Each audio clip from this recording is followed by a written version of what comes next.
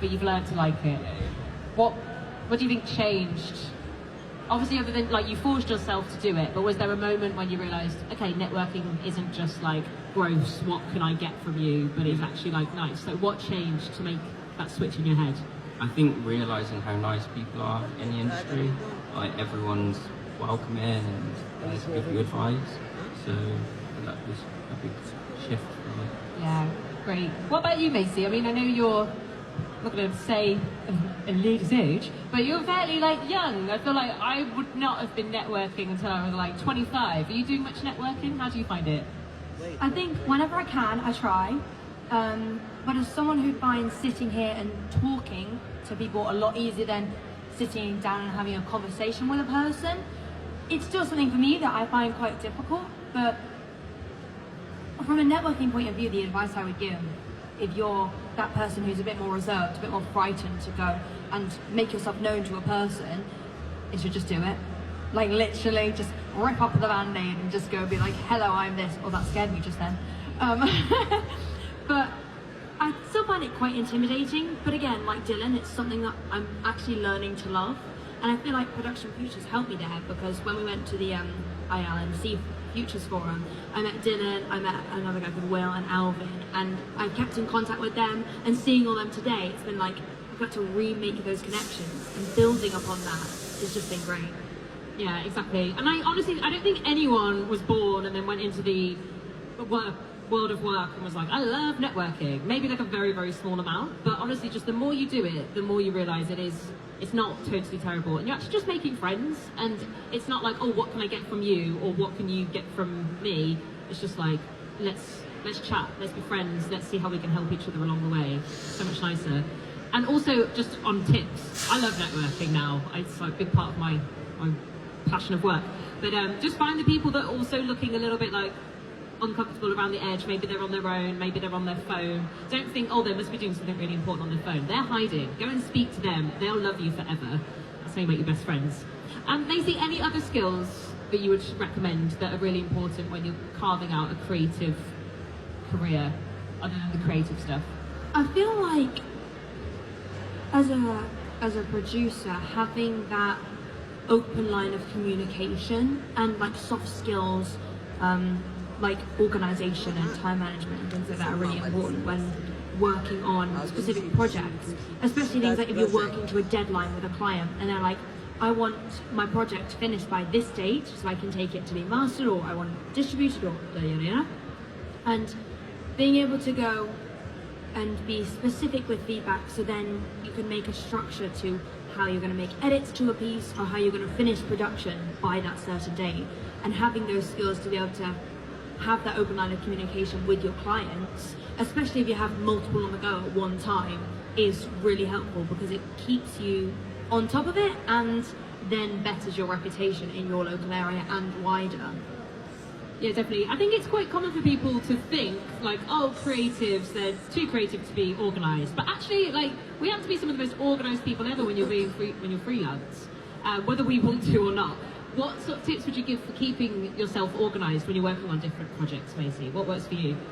I'd say don't leave projects unfinished for long periods of time, because like you may go like, oh yeah, I'll come back to that, I'll get inspiration, which of course, but sometimes leaving it for too long can kill inspiration of a track, even if you're coming at it from a writing perspective and you've written it. And sometimes thinking about production things, like how you want to produce the vocals, how you want certain things to sound, even a mix, it can just be like sometimes overwhelming. But then if you leave something unfinished, start something else, and you keep doing that, you can get into a cycle of having loads of unfinished drafts and too many things on the go for once. Yeah. So be really committed to a small handful of projects that you want to finish before like starting loads and loads and loads of other things.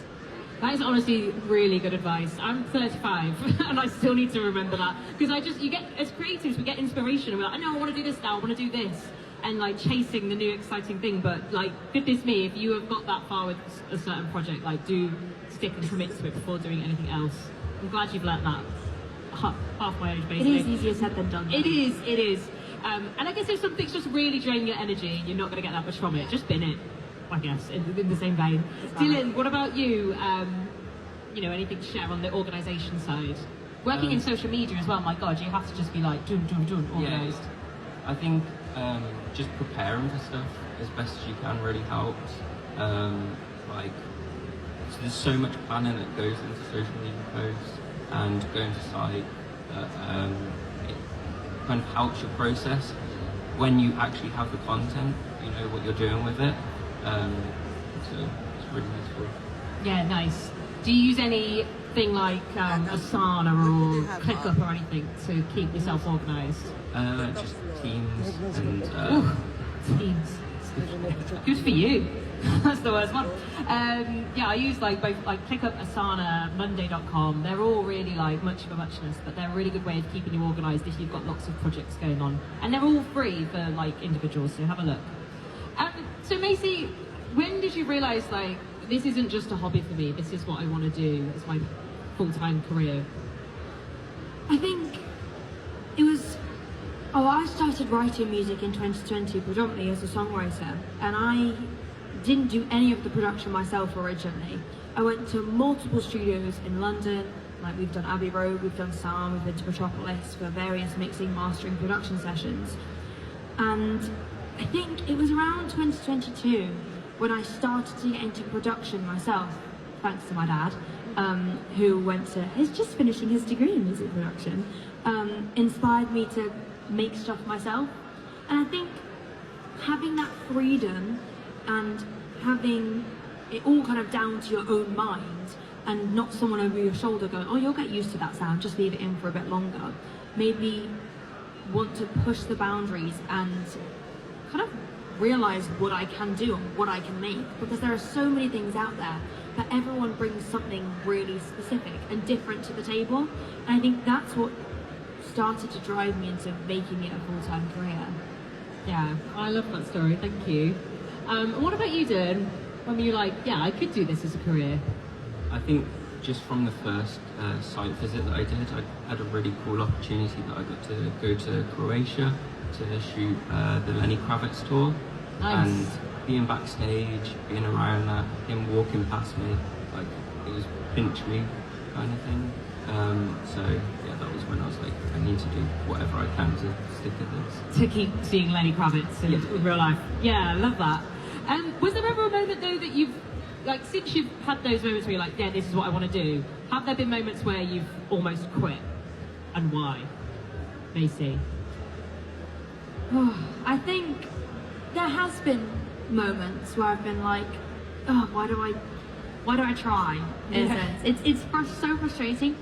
And I think for me, a lot of that derives from comparison and seeing how people do things and seeing all these achievements from other people, and you're like, well, I'm doing the same thing, so why aren't I getting those opportunities?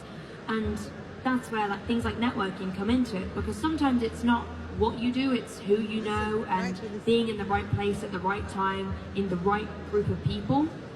And so since learning that, I've then tried to put myself out there and do more of those kind of networking things, push myself forward for opportunities, and like Dylan said, create my own, which has kind of prevented me from falling into the rabbit hole of being like, oh, why do I do this? I think you touched on a really good point there actually, which somebody asked the question in the first